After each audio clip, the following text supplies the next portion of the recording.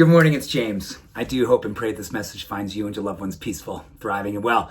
And I want to say to many of you who've reached out to me over the last few weeks for your concern of me, thank you. I'm doing okay. I really am. I'm doing okay. But I'm also, much like everyone here, feeling the heaviness of the planet and what's happening here in the planet right now and what we've been carrying over these last several years. My goodness. I just would love to switch the 9-piece American Tourister, that dates me, right? Set of luggage and just have a carry-on. So today, in the spirit of a carry-on, and I do want you to know, guys, I know there's been a lot of heavy talks over the last few weeks, but that's our life, or it's just what I needed to talk about. And many of you have said thank you. It may have just been really, your love has come through and said, gosh, James, I feel you. And I know you're a compassionate guy. You have a lot of empathy. And yes, I'm very well schooled in compassion fatigue as a doctor, dealing with a lot of very sick people in my time practicing, and certainly know the empath burnout cycle. I've also been through that too. And I'm not in either one of those places right now, but I'm in a place right now where I'm just really doing my best to keep the lights on. And they're on. I want you to know my lights are on.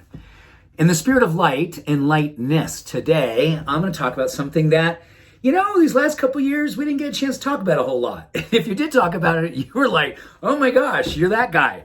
Well, I'm going to talk about smiling. And because for most of us, hopefully, masking was a big part of our life these last few years. And probably for most of us now, the masks are coming down, coming off. We may be still wearing them in certain places with certain people because of certain risks and whatnot.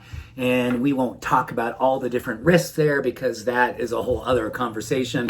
And man, sometimes people get all charged up about that too. So I'm just going to say, let's just talk about the fact that most of us these days are not wearing a mask and we get a chance to smile again and we get a chance to see smiles. How's that for lightness, right? Oh my goodness. And I'm really real about this. I did a study on this, or as part of a study on this, decades ago when I was in grad school, and we were looking at the power of the smile. It was more looking at when people can't smile, either because they don't feel comfortable smile, maybe their oral health wasn't where it could have been or should have been or would they'd like it to be, or they just weren't a person that just had that, that energetic, that wanted to express themselves in a smile. And it's really, really interesting because when we don't smile or when we can't see smiles, there is so much that it's happening to us physiologically and emotionally. In fact, when people don't feel comfortable with smiling because of either something going on in their mouth or just something they don't feel good about doing, vulnerable in that way, it registers a lot with emotional pain. But in the same places in our body and our mind, our central nervous system, all of our being, that registers pain, physical pain, when we have that emotional pain of not feeling like we can fully express ourselves in a smile. Isn't that interesting? So how many of us these last couple of years have been feeling that, when you have a mask on, there's, I'm the kind of person, I'm a smiler, it's surprise, surprise. And even with a mask on, I think people could tell my eyes get really squinty and I get all the smile lines because regardless of the mask, I was still doing a lot of smiling. And there was also a lot of times when all of us, because of what we were experiencing in the pandemic, were just feeling not like smiling. But the mask kept a lot of that also from being visual. So when we can't see each other and the smile is not visible, that a lot of that same emotional pain carries over.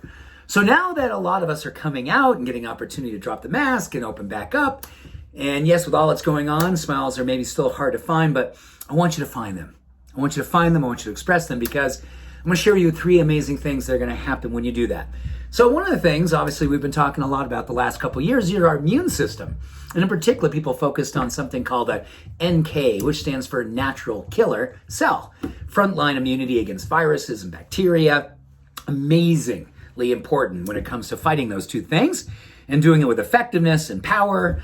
When we smile and when we have a natural smile, we let it out, those natural killer cells are like just pew, pew, right? They're just going, they're going, and they're helping our immune system, protecting us. So that's amazing.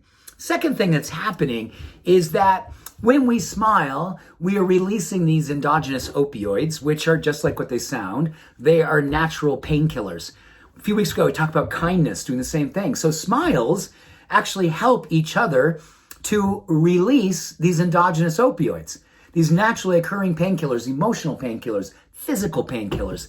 So smiling even for a few moments just gives us a sense of release and a sense of, I'm okay.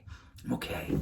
And oh my gosh, you know what? I do a smile practice first thing in the morning when I'm brushing my teeth. First thing I do is I smile at myself. I say, good morning, God.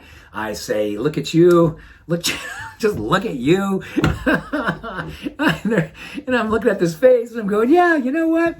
You're getting older, but man, you still got that beautiful smile and you still are grateful to be alive. Good morning, God. Yes, every single morning. And the third thing that happens, and this is probably the coolest thing of all, smiles are contagious. When we smile at others, did you ever notice? I mean, I know someone's gonna go, I don't smile at that type of a person, because that person smack you or say something horrible to you for being the person who smiles. Yes, and that's happened to me. Believe me, I'm on television most every day here in Denver. And one of my most popular comments from viewers, what the heck are you so happy about? Why are you always smiling? Like in contempt. Anyway, it's contagious. It's beautiful. It's a permission giver. And if you're feeling it, and even for a few moments you feel like you want to bring it forward, please feel free. After you're doing your practice in the morning with your mirror and your toothbrushing, you go out in the world and you give someone a smile. It's medicine, and it welcomes people, and it gives people a sense of belonging, makes people feel seen, and I think it gives people hope. And we need hope right now. And we can be purveyors, pollinators of hope with a simple smile. So I really appreciate today's opportunity to connect with you, and it was a lot of fun. Thank you for making me smile. Much love and every blessing. Have an awesome day. Bye for now.